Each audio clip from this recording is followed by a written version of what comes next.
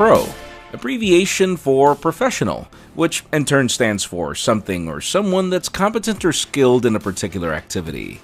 This is the second time that Huawei uses this moniker to define the most advanced version of its current flagship, but only the first time that it actually means something to brag about. I'm Jaime Rivera with Pocket Now, and this is our review of the Huawei P20 Pro.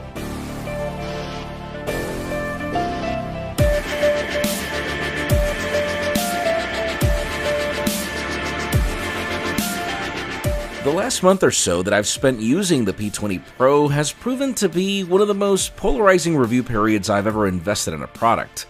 In a nutshell, this phone has almost everything I could ever want in a device, and also elements that I really don't. From a hardware perspective, this is one of those phones that is really hard to go unnoticed in public. It is gorgeous. The twilight finish in our unit is as unique as can get, but also as reflective and fingerprint prone as only a mother could love, with about the only positive being that it deters fingerprints better on the screen than its predecessors. You should also prepare to handle some heft, as the dimensions all lead to a very commanding feel in the hand. One of its strong points, at least on paper, is that this is one of the most powerful phones that money can buy.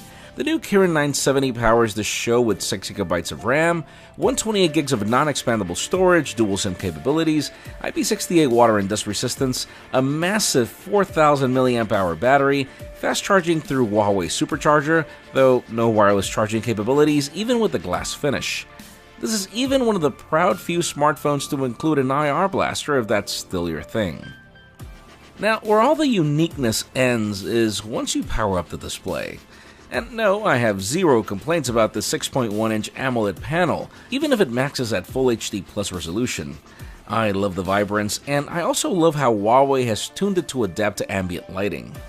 My problem really is the unoriginality of a notch that doesn't really serve a purpose, and that is only made worse by the large chin at the bottom, regardless of the placement of the fingerprint scanner.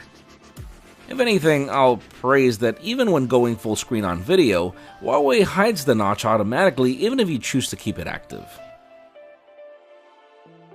Now, I've said it in the past, I really don't mind having a notch on a phone if it means life with less bezels, but the biggest problem this phone had up until a recent software update was really the implementation.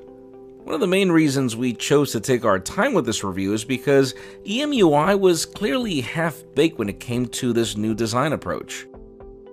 I'm happy to report that third-party applications like Instagram are no longer blocked by the notch, and Instagram stories now play well even if you choose to hide the notch as well, which is fine. It's still not perfect though, as famous apps like Spotify still leave a huge gap at the bottom of the application, and stretching to fit isn't always the best solution. And everything else, EMUI continues to be the user interface you'll either love or hate. I'm okay with it, mainly because Huawei has been quick to adopt Android 8.1 and also given it Spartan animations and fluidness. Tiny details like the inclusion of the Google feed to the left continue to be things that I find convenient, in addition to having the fingerprint scanner double as a way to navigate the user interface through gestures.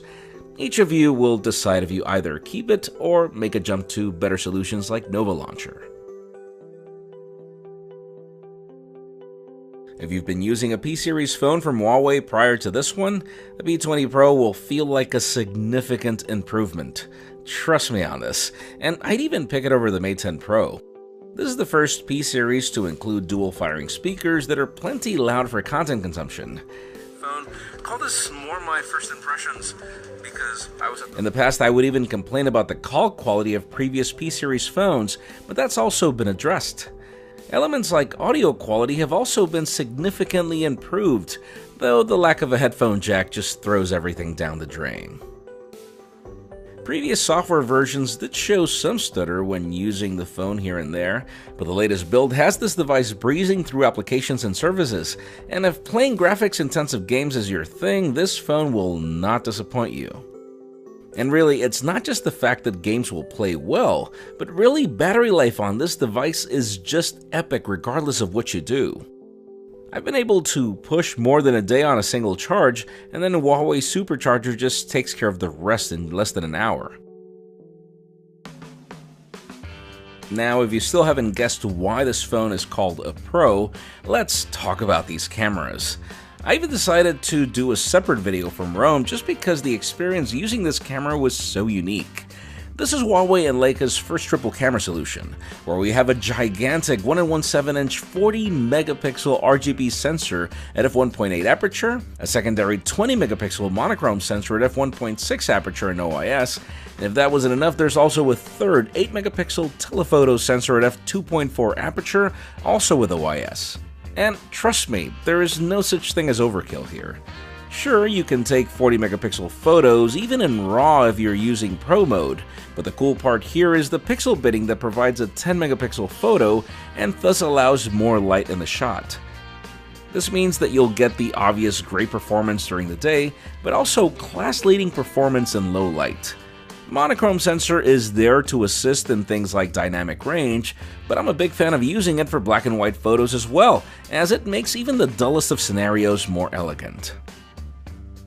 Huawei makes huge claims of its AI capabilities. In my Rome video, I complained about how aggressive it was and not allowing me to easily switch it off whenever I needed to, unless I completely turned it off, which is something that I don't necessarily always want. But I'm happy to report that after the recent software update, all that was fixed. Essentials like portrait mode are also very natural when using the primary cameras, and I love that you don't have to step back to get a good shot.